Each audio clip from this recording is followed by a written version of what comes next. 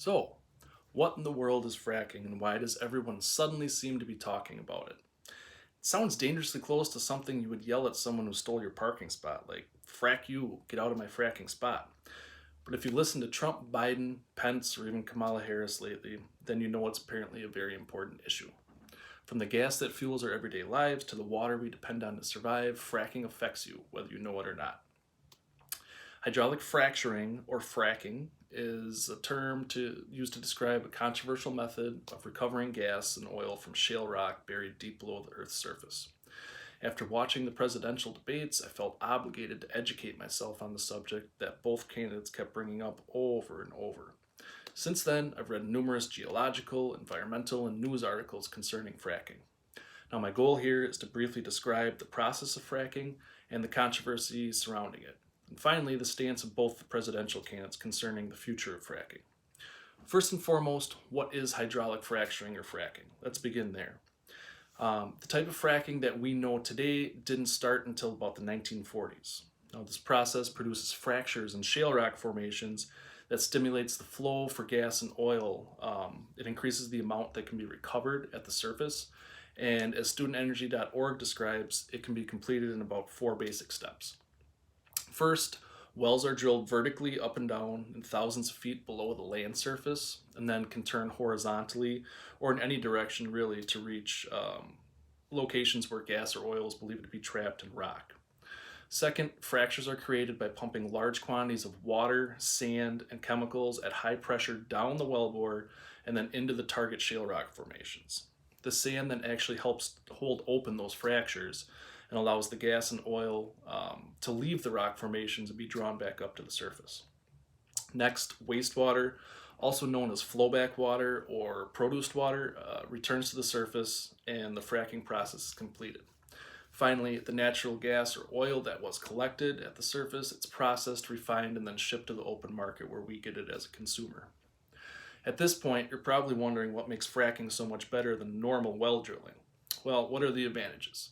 For starters, fracking is significantly cheaper than normal drilling, but its advantages actually go much further than that. Fracking allows drilling firms to access difficult to reach resources of oil and gas. Countries that previously relied on importing oil from other countries, they're becoming energy independent because of fracking.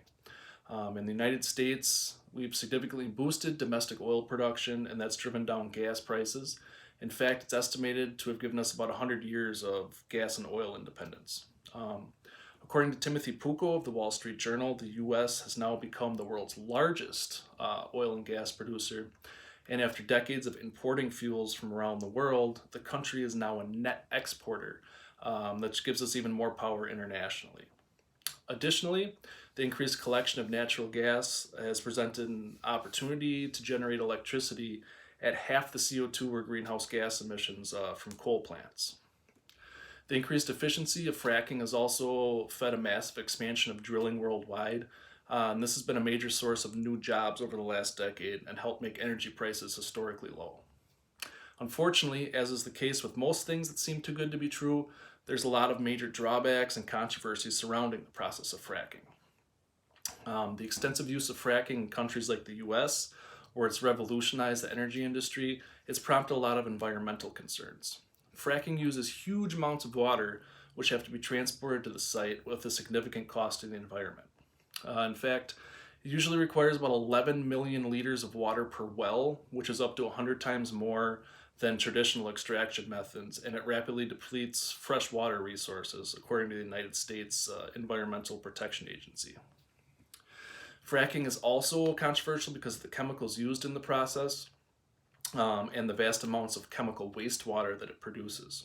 That waste, it contaminates rivers and other freshwater supplies. At times it's from spills, and other times it's from just being dumped without being properly treated.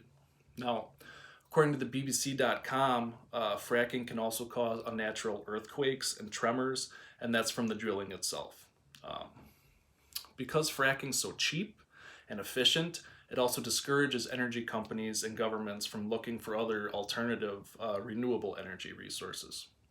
That's a problem because their dependence on fossil fuels is not sustainable.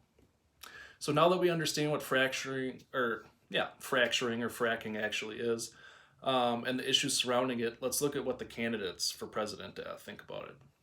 So, where do Trump and Biden actually stand on the future of fracking?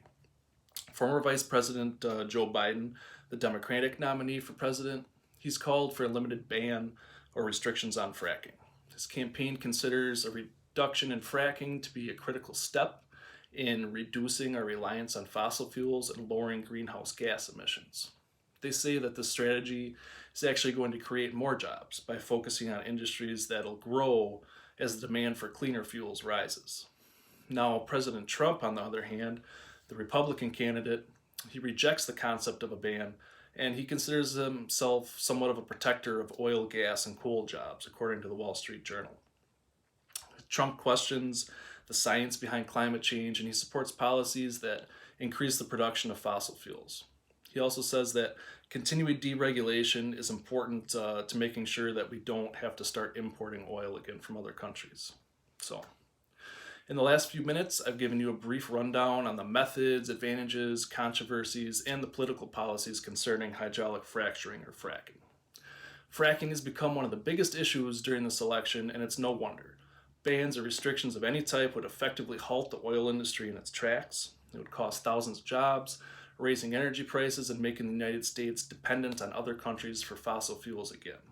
However, the negative environmental and climate effects of fracking can't be ignored either. So ultimately, a choice will have to be made and some sort of balance will have to be found.